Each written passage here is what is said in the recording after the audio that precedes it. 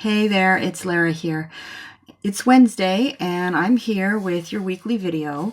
This time for the week of April, what is it today? April 8th to 14th, 2020. Who knows what day of the week it is anymore, right? So thank you. Thank you for being here. Thanks for joining me here. I really appreciate it. I hope that you're doing okay. I hope you're hanging in. It's challenging, and it's not getting any easier, is it? Um, I myself, I'm getting to this late today because I've had a challenging several days. The recent full moon really kicked my ass physically on top of everything else. And today, truth be told, earlier today, I had a little moment. I had a little breakdown, a little meltdown, and I'm going to share that with you because the astrology of the moment was interesting and involves the moon. So, if you've been around here for a while, you know that I have a special relationship with the moon, an affinity for the moon, and I think that the moon is really important to us in our day-to-day lives in terms of being able to understand how things unfold on the day to day and how we respond to things and how we can best respond to things. And so in these videos, I generally like to share with you, where the moon's going to be at over the course of the week, just briefly. Sometimes I dive a little deeper into that. And then, also, if you've been around for a while, that over at my website, I have a free guide to working with the moon for you there. So, and that again, it's a quick sort of starter guide on how to connect with the moon's energies, like what her importance is to us on the day to day, and how you can start to understand how you relate to her unfolding cycles and what it means when she's in each of the zodiac signs, and how you as an individual respond to that. So that's over there for you if you haven't taken advantage of that yet, and the link is below. I hope you're being kind to yourself and kind to others, and I know that's easier some days than others, right? We are all, as I've said in my previous few videos here, we are all in this situation together. But at the same time, we are kind of alone, right, in our journey, because we're individuals. We're all experiencing this in an individual way. Some of us continue to have jobs right now, which is a stressor unto itself. Some of us are working in the thick of it, in the front lines. I can't even fathom. And if you're one of those people, massive, massive gratitude to you for that. Some of us are not working at all. Some of us are working at home and trying to manage kids, and now we've got the whole online learning thing going on top of all that, which is an added stressor for parents. I alluded to this last week just in terms of the various scenarios that people have going on, and I think it's really important to stay mindful of that as this whole situation continues to unfold. There are so many different scenarios, even though we're all going through the same thing, right? Like the mom that you see in the store with her 3 kids and you are, given the side eye to, well, keep in mind that maybe that's her only option. Maybe that's her only option, is to bring her kids because she doesn't have care for them or whatever. She doesn't have any other support, right? There's so many scenarios. I think as long, if we're all doing our due diligence and we are following the guidelines of social distancing and self-quarantine, if that pertains, these kinds of things, then we're doing our part, right? I think and I hope that it's getting those incidents that are happening where we're seeing, still parties going on. There was just a news story recently that I heard about that in my own province. And we're seeing people just sort of defy the regulations and that sort of thing. I think those incidents, and maybe this is naive of me to think, but I think they are diminishing. I hope so anyway. But as long as we're all doing the best we can, then that's all that can be expected of us right now, right? And I posted this article recently on both my Facebook pages, like my personal page and my business page. So it's there if you're curious. And I actually shared it from somebody else who works in trauma. She was the one who shared it first, and I read it and I thought, it's written by a trauma psychologist, and it's pretty, written in layperson's terms, but basically saying, give yourself a break. If you're not learning a new language right now and you're not taking on the world, it's really okay. We're experiencing massive amounts of collective grief right now, and individual grief as well, right? This is a collective trauma experience that we're all going through right now. And I think we need to realize that. Again, not to be pessimistic. It's not my nature.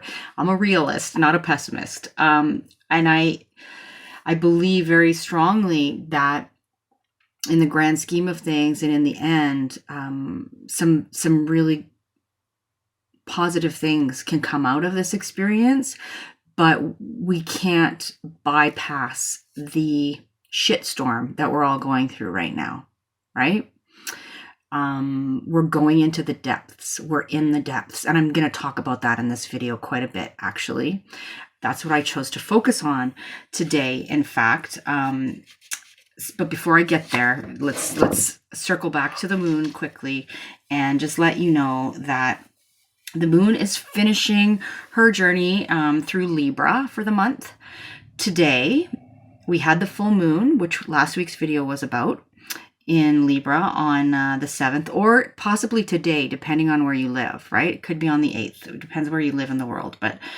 And we, later today, the moon's going to move into Scorpio. And then on Friday, she will enter Sagittarius for the weekend. She'll be in Capricorn on Monday through to Wednesday. And I want to say, actually, take particular note when the moon is in Capricorn over Monday, Tuesday, and part of Wednesday, because as she travels through Capricorn, she will trigger, right? Every month she's been doing this, triggering those planets in Capricorn that we've been dealing with for the last couple of years, Saturn and Pluto and Jupiter. Saturn is now in the first degree of Aquarius. So, as the moon moves into Aquarius midweek next week, she will trigger Saturn. So you can take note of that too. But particularly take note when she's in Capricorn and she's moving through the latter degrees of Capricorn. So sort of Tuesday, Wednesday kind of thing. How does that feel for you? What's that triggering? What's happening there? Because she is triggering where that pileup of energy in Capricorn is, including Saturn, including Jupiter, Pluto conjuncting, right? Each other. And some other planets in there. I'll show you when we get to the chart. So take note of that. And while we're on the subject, I mentioned off the top, I had a moment earlier today. And when I went and took a look at the chart, because it dawned on me, the moon's in Libra right now. And I happen to have, well, first of all, I have a Uranus-Jupiter conjunction in Libra, but it's at the early degrees. But I have, as I've mentioned several times to you before, being very personally triggered by what's going on in Capricorn, at around that 24 degree mark, because I have a Venus Saturn conjunction at that point in my chart in Aries, which is squaring the Capricorn energy, right? So very tense conversation. And what sign is opposite Aries? Libra. So when the moon was hitting the latter degrees around the 24-degree mark of Libra, she was directly opposing my Venus-Saturn conjunction and squaring the Jupiter-Pluto conjunction in Capricorn. So that was a triggery moment for me, and there was, a bit of time there when I was having a very hard time emotionally, and all kinds of issues were, it sort of came to a head that have been brewing for a bit in terms of feelings of, very related to the themes, the Pluto, Jupiter, Capricorn, even Saturn themes, right? Related to issues of power and powerlessness and, regrets and despair and all kinds of things like that. So you see how that happens in real time, right? Astrology in real life, as above, so below, as within, so without. And so I'm going to talk more about that in relation to the bigger picture and what it means for each of us as we go on here. Before I get there, I want to talk about, just briefly mention to you, around the time of the full moon, on the 7th, we had Mars, that was just yesterday, Mars and Uranus were squaring off, and they're still in a square. They're still within 1 degree of each other. I'll show you that on the chart as well. And so we may have had,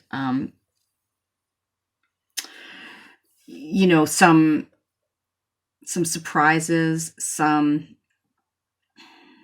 aggression, some this feeling of really just wanting to break free, break the rules, break out, be liberated, that kind of thing. And, so there may have been some, that may have played out personally for you. You may have seen, examples of that going on, right, in the media and such. So, but that energy is still with us right now, something to be mindful of. It can be quite an explosive energy. It can be very dynamic as well. But in the current situation with lots of tension, just be mindful that there may be some triggers there, and it's not advisable to be taking, risks, and just check your temper, that kind of thing under this influence. Other thing I'll say is, this week we've got, on the 10th, Venus is entering her shadow phase. So Venus is going to retrograde in Gemini later in the month. And she's going to be in Gemini for a really long time because of the retrograde, right? And so she's going to be in that position around 5 degrees Gemini, where she's entering the shadow phase, meaning that she's entering territory that she will eventually revisit during the retrograde. So that's happening. And we'll talk more about Venus retrograde as the time approaches. And then on Saturday, this coming Saturday, Mercury is moving out of Pisces. Oh my gosh, feels like Mercury's been in Pisces for forever, literally. And Mercury's moving out of Pisces and moving into Aries. And so that can be a lot. That energy can be more kind of like, okay, let's take some action to solve some problems, quicker thinking, more precise thinking, but also, be mindful of not sort of taking making impulsive decisions, because without thinking things through with Mercury and Aries, that may prove regrettable later on, although sometimes quick decisions need to be made, right? And so this influence can be helpful for that. And if you look to where Aries is in your chart, you'll see the house that Mercury is traveling through for you over this time, and you'll feel that Mercury influence there.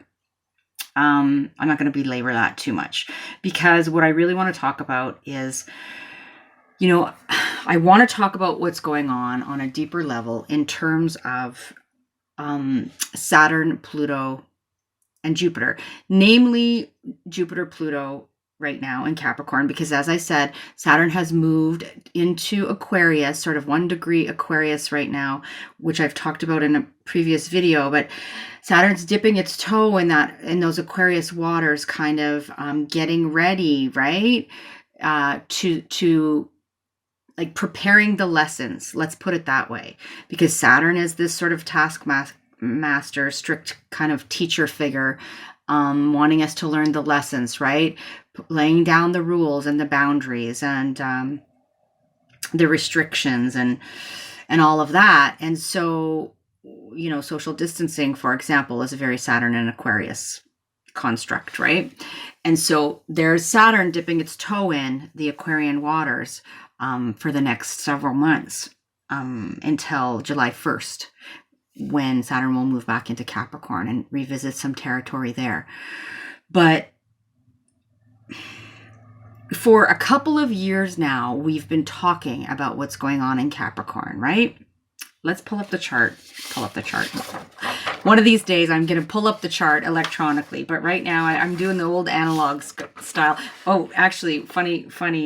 You want to talk about sort of the way, you can feel in this current climate, this current crisis, from minute to minute, your energy level can change, your sense of optimism can change. You can super pessimistic 1 minute and optimistic the next. And anyway, my point is last night, it so happened that one of my favorite musicians, Ron Hawkins, who is a member of Lowest of the Low, lead singer of Lowest of the Low, which is a Canadian band, an Ontario band, that has been around for a long time, that I'm a big fan of. Anyways, he did, and he's doing these Tommy Douglas Tuesday, free acoustic, sets from his living room on Facebook. And so we watched that, and it was such a welcome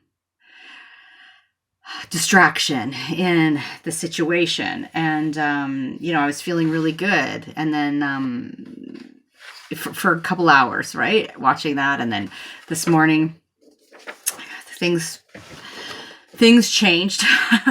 And so it's nice to have those distractions, but I can't even remember where I was going with that. I started to say that to you for a reason, and now I don't remember what it was. So if it comes back to me, I'll let you know. Sorry about that, but that's just an illustration of kind of where things are at, right? For all of us right now, I think. And if you're in that, can't focus on something for more than a minute, you're not alone. I know I was showing you the chart though, so let's do that. So here's the chart. Oh, I know what I was going to say. Now I remember. Analog. So Ron Hawkins, right, also born in the 60s, like me, was talking about how some people are, have these great, setups in terms of their technology, and that, he's just keeping it analog. And that's sort of where I was going with this, is one of these days, I actually know how to do it, to show you the screen and all of that, but it requires me to kind of switch up how I do this, and I'm not ready to do that right now. So for now, keeping it analog with the paper. That's where I was going with this. So here we are with the chart. And really what I'm focusing your attention on here, of course, is Capricorn. What's going on there, where we've got everything from Chericlo, right? One of the centaurs, which I've spoken about, wife of Chiron before. She's there, 29 degrees Capricorn right now, holding space for us in this whole situation and kind of gently leading the way, following Saturn. And we've got Asteroid Pallas, who I've spoken about in the past, is very close to Jupiter there, and Pluto, who are right beside each other. And there's Pholus, who I did a video on a couple of weeks ago, and still the South Node at the very, very first degree of Capricorn now, and readying to move into Sagittarius. So, really, that's what I wanted to show you on the chart, to draw your attention to all of the Capricorn. Not as if you didn't know that was already going on, but just to give you a visual. And the reason I want to bring this up again is because I think it's time for a revisit of what's going on for us on an individual level.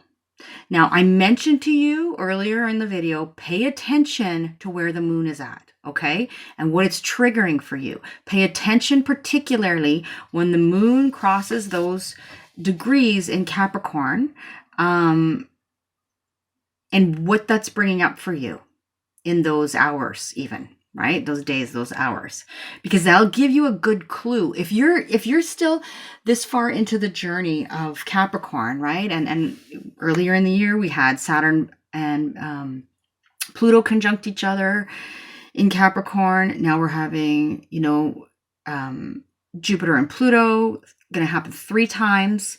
As I mentioned before, it happened exact on the 4th, but we're still within orb. They're like right beside each other. So this is an aspect that basically is lingering, throughout the year. It will be exact again at the end of June at the same degree at 24 degrees Capricorn, and it will be exact again in November 12th at 22 degrees Capricorn.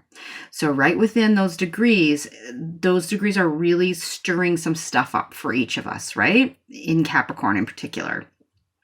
But also if you have something like I have my Venus Saturn conjunction in Aries that's squaring this. So if you have planets or points that are in the other cardinal signs, which I'll remind you again are Cancer.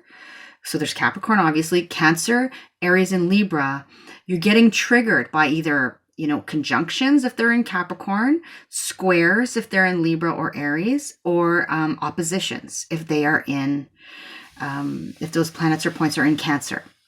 Okay, so that's, if you don't know that, if you don't know your own chart and you don't know what I'm talking about right now, then it can be helpful to get a reading so I can point that out to you, or there's free places on the web you can go and draw up your own chart and, kind of learn on your own. Astro.com is one place that always comes to mind where you can do that. So, but it's helpful to know these things because then you can see sort of how this is playing out for you personally, right? I mean, it's no surprise to anybody what's going on in the world right now. We're seeing these themes play out, right, in the world. That's the macrocosm, right? That's another. So you always hear me say, as above, so below, as within, so without. The macrocosm is a reflection of the microcosm, right? And vice versa.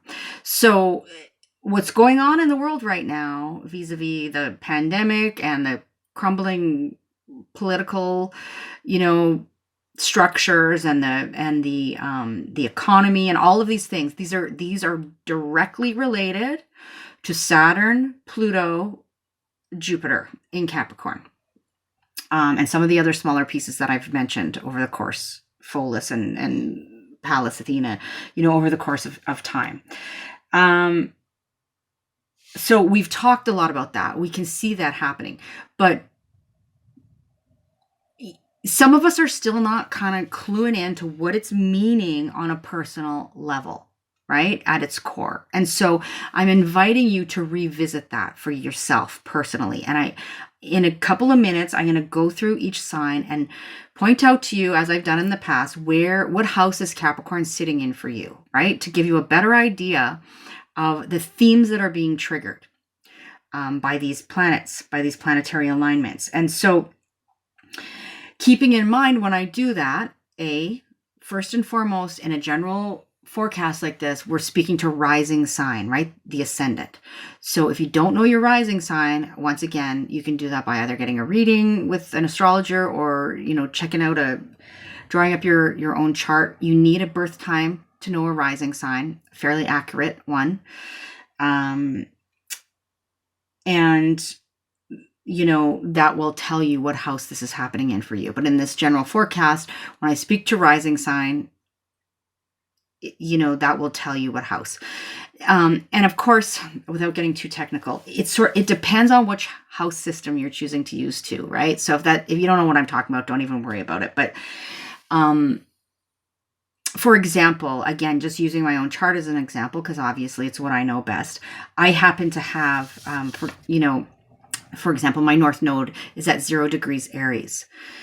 And so in some house systems, that falls at the very end of the 7th house. And in other house systems, it falls in the 8th house. And so I have to kind of gauge, knowing my own experience, what makes sense to me, right? And I may see themes of both of those houses. But for this purpose, we're using all the houses. All the signs take up a complete house, right? So we speak to rising sign, and that tells you which house by rising sign this is happening in.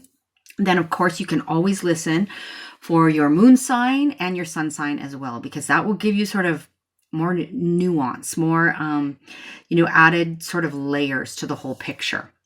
But before I go through each sign, I just want to, there's a couple things I want to touch on in relation to the themes that are playing out for us. And so we may be feeling on some level, personally, as is reflected, right, in the outer world, on a wider scale, like I was saying to you, changes in the balance of power. What does that mean on a personal level for you? So feelings of powerlessness, or taking back your power, issues around restrictions, obstacles, boundaries, hardships, learning the tough lessons, time constraints, feeling like time is standing still, feeling like things are out of your hands, out of control. Things are happening and you don't have any control over them.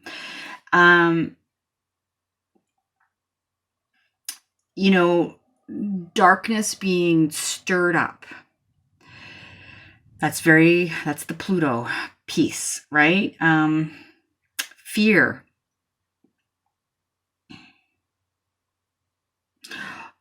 Old wounds, old wounding from, childhood, from even past lives, right? If that's something you subscribe to, it's possible. So all of these themes can be stirred up for us under these influences. And I want to just talk to you a little bit about the mythology, just a tiny bit, before I dive into each sign. I've talked about these things before, but I think it's a good reminder for us. When we're talking here, I want to remind you of the myth of Pluto, who abducted, or Hades, right? Same guy, abducted Persephone, who was the daughter of Demeter, and took her to the underworld.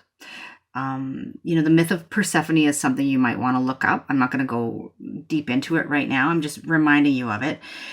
And when we look at Pluto and what Pluto represents, Pluto is the depths, the underworld, as Joseph Campbell says, the cave we fear to enter, which holds the treasure we seek, right? That's Pluto. And in fact, when I was doing some research, I discovered that Pluto, actually, the Greek word Plutos, right, actually means wealth, riches, that kind of thing, fortune. And so if you think about that on a personal level, what does that mean for you? Sometimes going into the deep, dark places is where we find the treasure, right? The dark nights of the soul that many of us have experienced more than once, and some of us may only be experiencing now because of the current situation. It's the pressure that creates the diamonds in the end. And it can be really difficult to to accept that. But that's exactly what's required of us right now, is accepting things as they are. And so one of the things I haven't talked about this character before, but I was reading an article and it really, I thought, I'm going to bring this up in today's video. One of the players in the story of Persephone is Hecate. Okay, so Hecate is known as the goddess of the crossroads. She is associated with boundaries, with magic, with witchcraft, with necromancy, with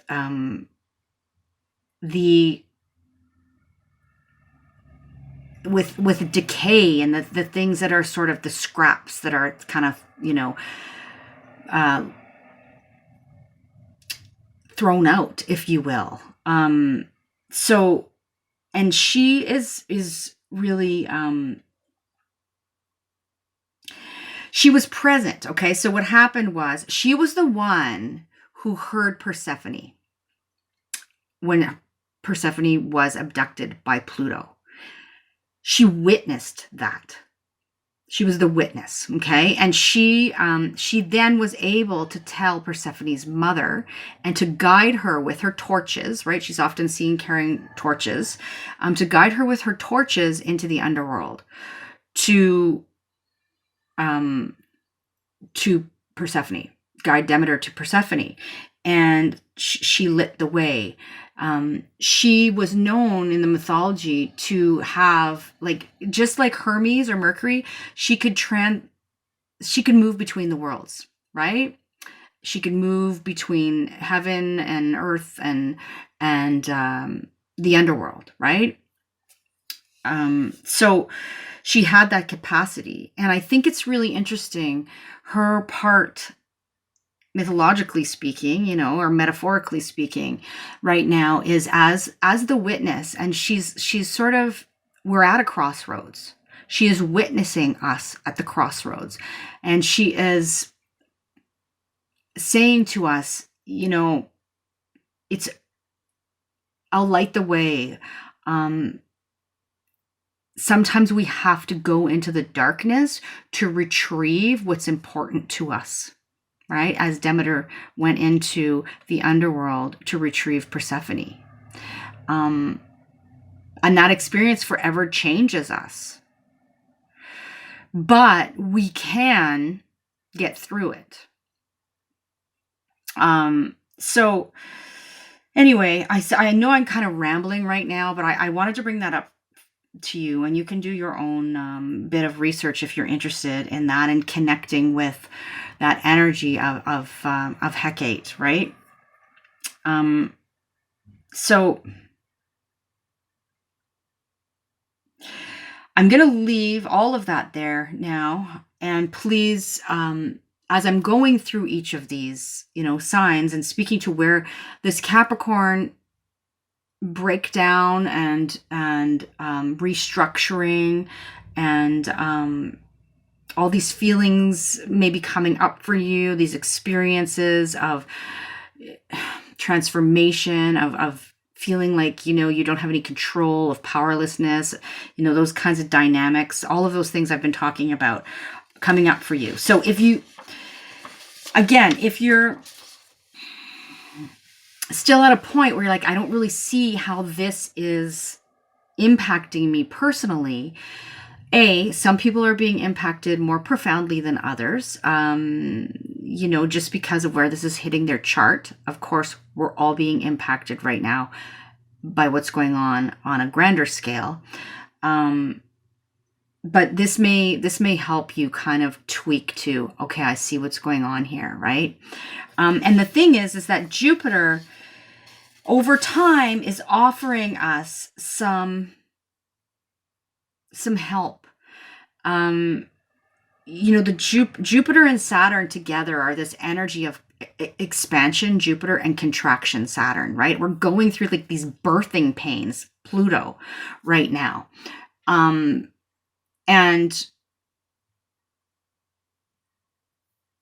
Jupiter is that optimism of what's on the other side, right? So trying to connect with that is helpful. So again, I feel a bit rambly, but I'm going to go through each sign just to remind you of the house that this is happening in for you. And hopefully that will give you, will tweak, if you haven't thought about it in a while, or if you haven't thought about it at all, this might be helpful. So Capricorn, obviously for you, this is all happening in your own sign, right? And so these are issues around, first house issues of actually the self, of I, me, mine, of who am I? Who am I in relation to the outer world? How do people perceive me? How does the outer world perceive me? How am I projecting myself out there? This also has to do quite literally with your physical body and physical being and your physical vitality, your sense of vitality. So something massive has been going on for you. And then this could also be, there's other factors at play here too, Capricorn. If you've got things going on in the other cardinal signs that may be coming into play here as well, bringing other pieces of the puzzle in, it may not be as simple as only the first house kind of that's being triggered here, but it's these first house issues of who am I? I, me, mine, as I said, that's what's being stirred up in all of this for you. Okay, moving on to Sagittarius. Sag, for you, what's really being turned over, stirred up, all of those things, right? And these issues that you may be feeling that I spoke about in the introduction, surrounding your second house of your personal resources, your time, your money, your energy, what you value, what's important to you, and your worth, your self-worth. Interestingly, my own solar return chart has all of this happening in the second house, which is where it's happening for you by transit, Sag. And these issues are being stirred up for me big time that I'm speaking about, right? So I'm understanding that. I'm resonating with you on this. But that's where it's happening for you, Sagittarius. And then Scorpio, we're going to move on. For you, it's the third house that's being stirred up by all this energy, the expansion, the contraction, the issues of power and powerlessness and the transformation and all the rest of it is happening in relation to your immediate environment and the people in it. So this can be workmates, peers, siblings, cousins, neighbors, community members. This can have to do with issues of communicating. How you get your message out, messages exchanged, writing, speaking, commuting even, sort of close to home travel. All of these issues are being stirred up, triggered for you around this time, Scorpio.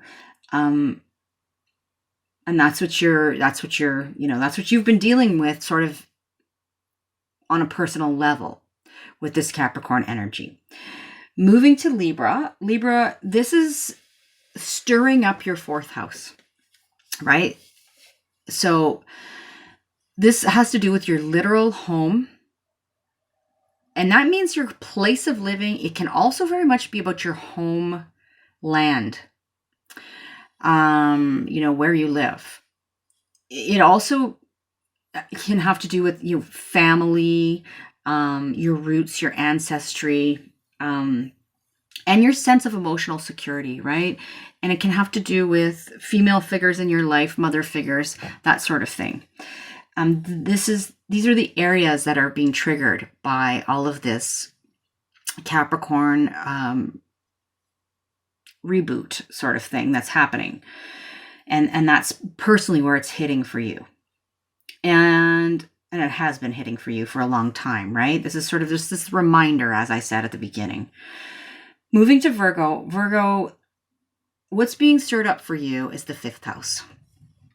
This is issues around children, your children, children you work with, you're associated with. This is about your creative self-expression, shining your light out in the world, creative projects, the fun things in life, what brings you pleasure, what sparks joy for you. And I can honestly say, as a Virgo rising myself, feeling very much like, the joy has been sucked out of life. Really it has been. And this recent crisis has highlighted that and really, made me realize that. And that's one of the things that I've really been working through over this while, and that's being really triggered of late. And that may be the case for you as well, if you're a Virgo rising, or, those other issues of children and creativity and that sort of thing. So that's for you, Virgo. Moving to Leo. Leo, what's being stirred up for you is your 6th house. So 6th house has to do with your daily grind, your daily routine, and how you are in service, right? This is very much the house of service. So this can be paid or unpaid work. This can do with your daily work and workplace. It has to do with health and wellness issues as well. And so it may be that you work in an atmosphere that is connected somehow to health and wellness and well-being. So that's what's feeling really, heavy and really expanding and contracting, and you may feel like your hands are tied and all kinds of things, that I spoke about in the intro here, Leo, right now. So that's for you. And then moving on to Cancer, where we've got this playing out in your 7th house, right? Cancer, your opposite sign being Capricorn. So it's this axis of relationship that's really being hit for you. And the 7th house particularly has to do with your close personal relationships, whether those be marriage partner or significant other, or business partners, close family members and friends, anything like that, right? Is really being, there's a massive restructuring overhaul process going on here these last couple of years, and it's really being stirred up right now. So that's what's going on for you, Cancer. Gemini, for you, it's the 8th house that's being triggered.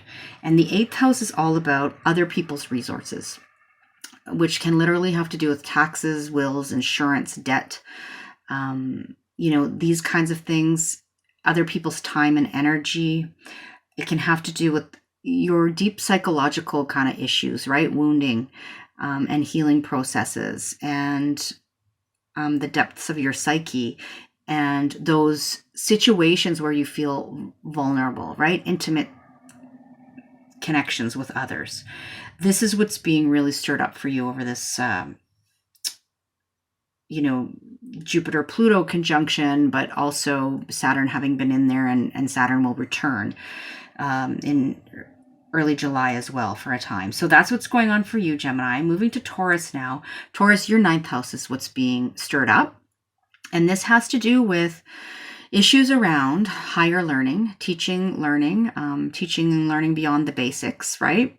It has to do with foreign travel, foreign people and places, things we learn from foreign cultures. It has to do with our worldview and philosophy and belief system and how we see the world, how we view the world. And so there is a massive overhaul going on for you here in these areas, Taurus. And, I'm sure that by now, maybe you're understanding what that is about on a grander scale, these are the issues that will continue to play out over the course of this year. Moving to Aries, the 10th house is what's being stirred up for you, right? This is your public reputation and persona, your status, your career ambitions, the legacy you wish to leave, your relationship to authority and authority figures, and your own authority. Big overhaul going on here for you over these last couple of years, Aries, and that's continuing to play out over 2020, right? So something to be, to keep your eyes on and to be mindful of, and to be gentle with yourself through this process. Moving to Pisces, the 11th house is what's being lit up. or triggered for you or stirred up for you. And this is where you're feeling all of these, these difficult transformations and transitions and feelings of, power dynamics and all of this that I spoke about in the introduction. For you, Pisces, this has to do with your hopes and dreams for the future. It has to do with groups and friendship groups and clubs and organizations and networks and, the collective in general. People that are walking the same path as you. And so this is the area of life that's really being overhauled. And it's no easy process, right? And this is what's going on for you, Pisces. Last but not least, in this case, we've got Aquarius. So Aquarius for you, it's your 12th house that's been triggered this time and continuing to be triggered throughout 2020 with all of these, major planetary alignments going on in relation to your 12th house, which is a hidden house. It's the house of the unseen. It's what goes on behind closed doors. It is how you spend time in solitude and rest and reflection. It has to do with your dreams. It has to do with your spiritual and mental health and your connection to spirit. It has to do with how you potentially sabotage yourself. At times too. It can literally have to do with places behind closed doors as well, or closed away from the world, right? So I'm going to stop there. That's all 12 signs. I hope this wasn't too rambly for you. I hope this was a good sort of grounding and reminder of what big work we're all doing right now. And take good care. Okay, everybody? I will see you next week, if not before. And you can catch me on Facebook and Instagram too. All right? Bye-bye.